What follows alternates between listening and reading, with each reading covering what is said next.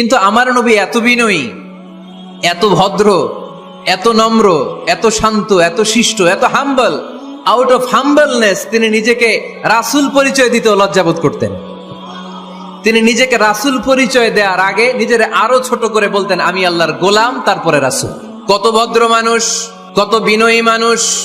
যদিও তিনি রাসূল, এইটা তিনি পরে বলতেন, আগে বলতেন ইন্নী আব্দুল্লাহি ওয়া রাসূলুহু, আমি আল্লাহর বান্দা, তারপরে রাসূল। সুবহানাল্লাহ। ইন্নী আব্দুল্লাহ ওয়া রাসূলুহু, আমি আল্লাহর বান্দা এবং আল্লাহর রাসূল। তিনি যখন দোয়া করতেন তিনি বলতেন আল্লাহুম্মা ইন্নী আবদুক ওয়াবনু আবদিক ওয়াবনু আমাতিক।